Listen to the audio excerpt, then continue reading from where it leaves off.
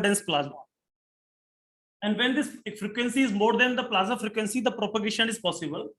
And the various important applications for this laser plasma interactions are in the inner cell confinement fusion, particle acceleration, and radiation source, and various others.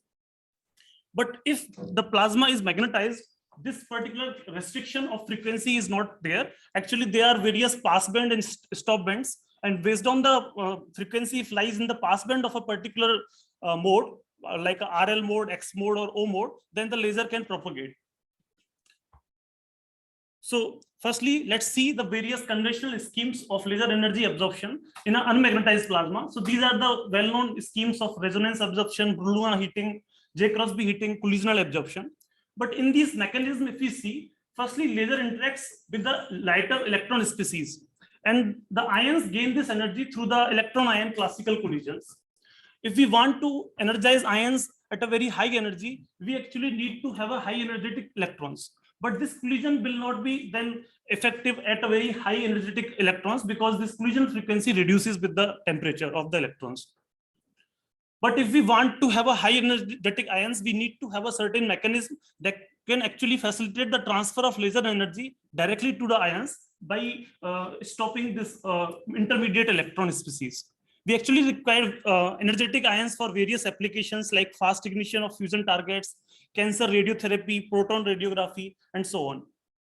So in our group, we have shown a different mechanism where if we have a magnetized plasma, in the magnetized plasma, we can actually restrict the motion of electrons species by suitably choosing the external magnetic field, and then the laser will directly interact with the ions.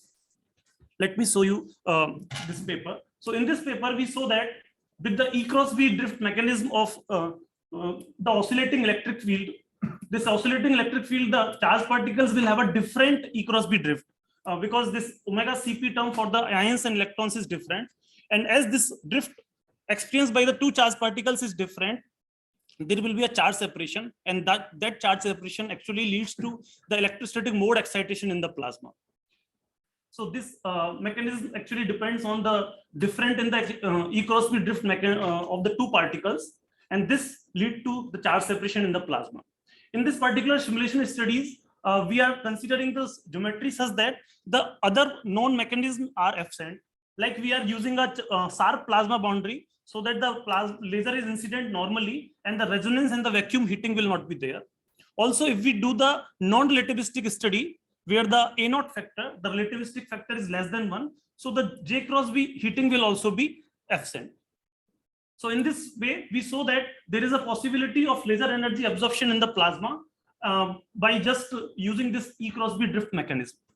Now we are going to discuss in this particular talk the different mechanism where the Ponderomotive puts of the laser, both the longitudinal and the transverse profile of the laser, will actually lead to the charge separation of the particles, and that will create energy absorption in the plasma. Also, we will see that when we have a very high magnetic field, this particular mechanism or all other mechanism of charge separation, the electrons and ions are actually moving simultaneously with each other. There is no charge separation, and we will see that the plasma acts like a transparent medium to the incoming radiation. So firstly, if we see the Ponderomotive force expression for the unmagnetized plasma is given by this particular term, and in the magnetized plasma, this expression slightly reduces to this form.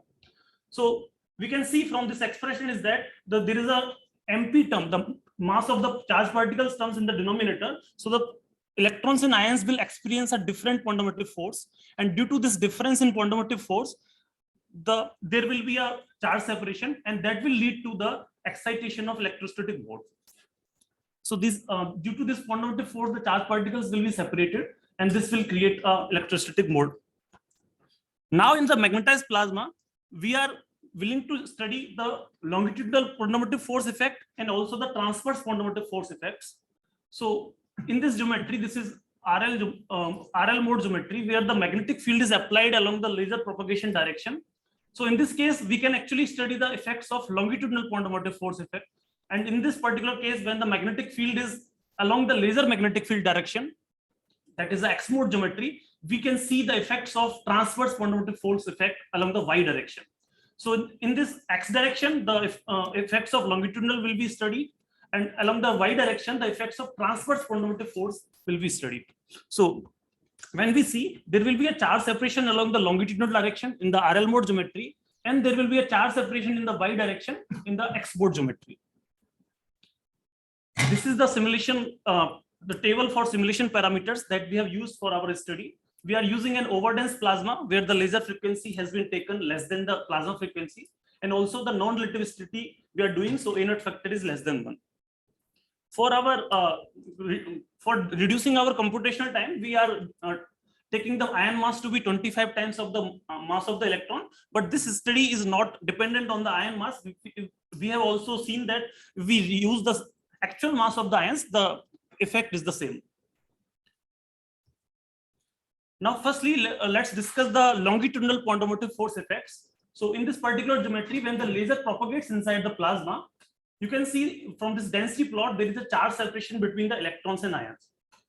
And this charge separation actually leads to excitation of EX mode that was initially absent. And this EX mode actually is seeing that there is a laser energy has been dumped inside the plasma due to the ponderomotive longitudinal effects. This we can also see from the 1D simulation study. If we see the profile along the y equals to 0 line, so we can see when the laser is propagating inside the plasma, at this particular time, 1 picoseconds, the laser has reflected and also there is a transmission, and this laser is propagating inside the plasma. So we can see from this density plot, the blue is actually showing the electron density and red is indicating the ion density. So there is a charge separation between the electrons and ions. And this charge separation is leading to the excitation of EX modes inside the plasma, also the current density along this propagation direction. Also, we can see that if we do the fast Fourier transform in space and time of the excited electromagnetic modes and also these electrostatic modes, the electromagnetic modes are actually at a laser frequency only. The peak is at laser frequency, but for the electrostatic modes, the peak is at the plasma frequency. So these are electron oscillation waves that have been developed inside the plasma. If we see the energy absorption, firstly, these are the 4 time scales that we are seeing. The T1 is the time when the laser is still in the vacuum. This blue line is showing the vacuum plasma interface. At T2 is the time when the laser has reflected and also there is a transmission. T3 is the time laser is propagating inside the plasma, and similarly T4 time laser is propagating at a different location it has reached. So we can see from the different time scales, initially there was no EX mode inside the plasma. As the laser hits the boundary, there is an electrostatic mode at the boundary and it is propagating. As the laser propagates, there is an electrostatic mode inside the plasma also that can be seen from this doomed plot. Now let's see the energy plot. So in the first plot, this is showing the left by direction is showing the EX square energy, and the right is showing the electromagnetic energy, EY square and EZ square. So initially, when the laser was in the vacuum region, there was no EX mode, but when the laser hits the plasma boundary, there is an electrostatic mode inside the plasma that is generating and it is increasing. And this is showing the particle energy and the field energy plot in the second scope. Now let's discuss the different scenario where we are now trying to study the transverse ponderomotive force effects. This was the effect of longitudinal profile where the laser was propagating and we were seeing the effects along the propagation direction. Now we will try to see the effects of transverse ponderomotive force effects. So we are choosing a geometry so that the other effects are not present. So if we see this particular geometry, this magnetic field is applied along the Y direction and the electric field of the laser has been taken along the Z. So we are doing 2D simulations and we are considering a S polarized laser. So this E cross B will be along the X direction. And also if we see the Lorentz force, that will be along the Z direction. It means in this particular geometry, along the Y direction, there is no known force. So if we study along this Y direction, we will see that along the Y direction, there is a generation of electric field, and that is due to the transverse ponderomotive force effect. So let's see the plot. This is the electromagnetic pulse propagation. Initially, it was in vacuum, then it is reflected and transmitted inside the plasma. And as this electromagnetic wave interacts with the plasma, there is a generation of EY components inside the plasma. And this has happened due to the same Ponderomotive force effect, but now due to the transverse profile. Also, if we see the same thing for the density plot, this is the color plot for particle density, and the right side of this y-axis is showing the Ey and Ez. Ez is the electromagnetic component of the laser, and Ey is the electric field that is excited due to the Ponderomotive force. So we can see that there is a charge separation inside the plasma from this third plot. It can be seen, and when we actually do the one-dimensional profile, we take the one-dimensional profile of the electric field along this y equals to 0, y equals to 50, and y equals to 100. We can see along with the electromagnetic component, there is a Ey component also inside the plasma. So that means due to the transverse profile, there is the charge separation inside the plasma, and that charge separation leads to this Ey field generation. If we see whether if we have a laser where the transverse profile is absent, then will the energy absorption will be different or not? For that, if we have taken two cases. In the first case, we are taking a Gaussian profile of the laser, Gaussian profile along the y direction, and there is a Gaussian along the x direction also. It means in the first case, both the longitudinal and the transverse profiles are present. But in the second case, we are taking a plain transverse profile, means the transverse component of the Ponderomotive force will be absent. So we can clearly see from this particle energy plot that for the Gaussian case, the energy absorption is more as compared to the plane case. It means the transverse profile is actually playing an important role in the more energy absorption. Also, if we see the Ponderomotive force expression for a magnetized plasma, in this expression, if we choose a plasma such that this Ponderomotive force becomes identical to both the particles, electrons and ions, means let's suppose we are choosing an electron-positron plasma where the ion mass and the electron's mass are same. So this expression says that the force will be same for both the particles. That means the drift velocity will be same and there will not be any charge separation. And if that is the case, we can see from this plot is that as the laser propagates inside the plasma, laser is propagating, but there is no generation of Ey component inside the plasma. So again, it indicates that the Ponderomotive force was there, but that is identical for both the particles, and thus there is no charge separation. That can also be seen from this density plot. So we are showing the density plot for the electron-positron plasma. So there is no density fluctuation inside the plasma. It is uniform here, and also there is no generation of Y component. We can see the Y component at Y equals to 0, Y equals to 50 and 100. It is still 0. And still there is an electromagnetic component, but no excitation of Ey component. Now let's see the effects of the external magnetic field we are applying. So in this case, we have taken two different values of magnetic field. It is a factor of, it is a multiplication of 2.5 by a normalized parameter.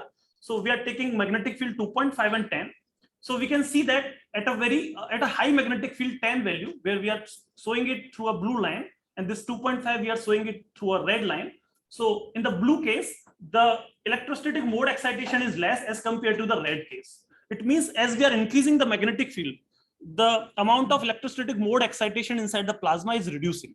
That can also be seen from this plot where we are showing the Ex square energy as a function of applied external magnetic field. So as the magnetic field increases, this electrostatic mode excitation is reducing. So at a very high magnetic field, this has become about 0. And if we see this from the Ponderomotive force expression, this was the expression for the magnetized plasma Ponderomotive force. So if we have a very high magnetic field, this expression will actually reduce to this particular factor and this particular form. And this form can be seen that this is charge and mass independent. The charged particles, electrons and ions will experience the same Ponderomotive force when we have a very high magnetic field. So it means if we apply a very high magnetic field, the particles will not experience a difference in the Ponderomotive force. They will move simultaneously and there will not be any excitation of the electrostatic mode inside the plasma. Let's see it from the dispersion relation first. So this is the dispersion relation of RL mode. So we have plotted the RL mode dispersion relation here and the R mode dispersion relation is here. It has been plotted for 3 different values of the external magnetic field. The external magnetic field 2.5, 10 and 100. So if we have a 2.5 magnetic field, so we can see the laser frequency that we are taking is 0.2. So it is in the pass band of the R mode, but it is in the stop band of the L mode. So in this case, there will not be any generation of L mode, but R mode will be generated. In the second case, when we have a magnetic field of 10, then it is in the pass band of both the modes. So both the modes will be excited.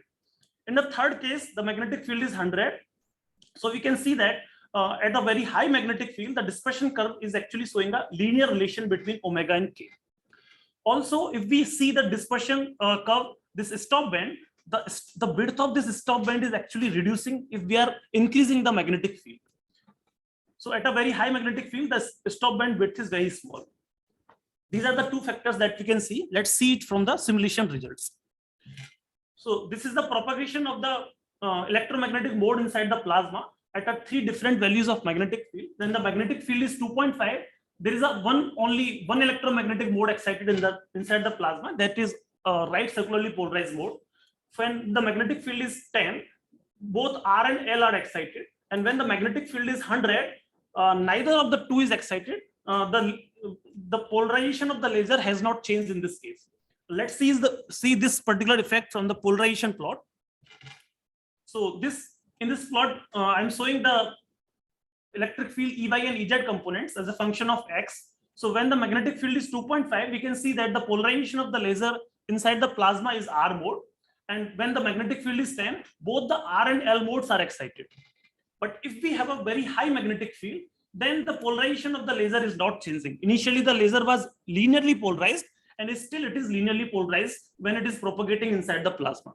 Means the plasma is actually not interacting with the laser, and it is just the laser is just passing as if the plasma doesn't exist. So if we see this particular case from this particular movie, here this blue lines on both the sides are showing the plasma boundaries. There is a vacuum before this boundary and there is a vacuum after this boundary, and we are showing this propagation of the electromagnetic mode for three different cases. One is the magnetic field 10, magnetic field 100, and the third case is there is no plasma, we are just using a vacuum region. So if we see the second and the third case, the laser propagation inside the plasma and the laser propagation inside the vacuum are actually identical.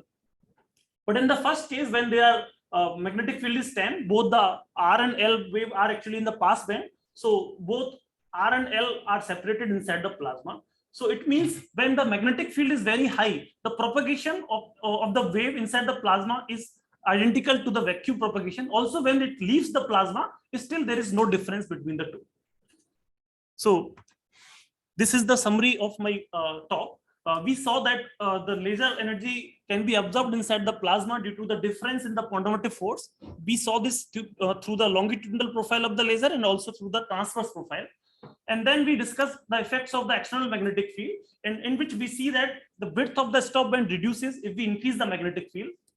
Also, at a very high magnetic field, the RL mode dispersion relation actually shows a linear behavior, and the plasma shows a transparency to the incoming EM radiation when we have a very high magnetic field, and there was no change in the polarization of the laser.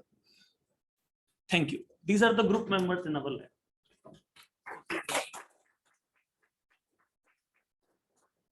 Thank you very much. We have plenty of time for questions and discussion. Just a short one. Not fewer Teslas, but 10 these Teslas, 10 Teslas or 100 Teslas is quite a high number. So how do you intend to produce those? It is around 10 kiloteslas. It is actually in the paper. Let me go to that slide.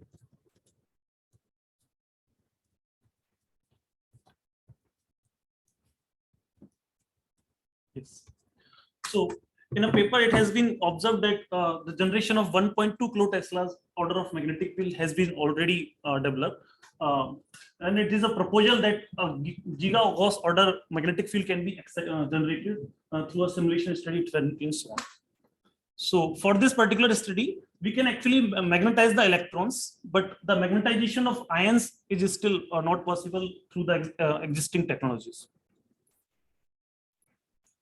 We are actually, the magnetic field requirement is at a very short scale because we are doing the laser plasma interactions. So this has been done. Yes.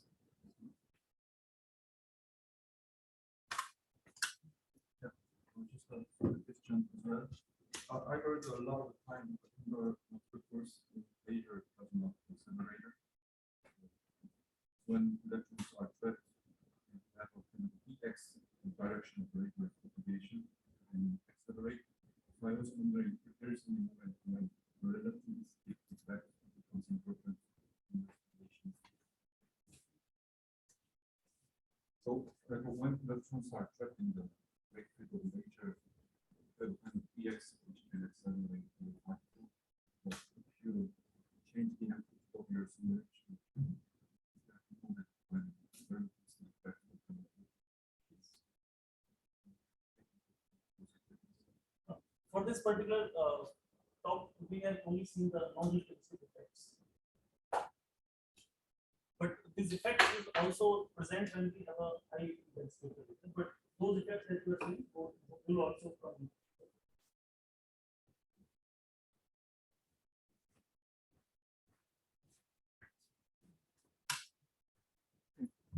Any other question? Even a silly question is allowed.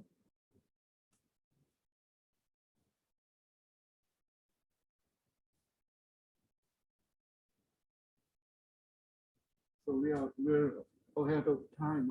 I think people are getting hungry. Okay, thank you very much. Thank you.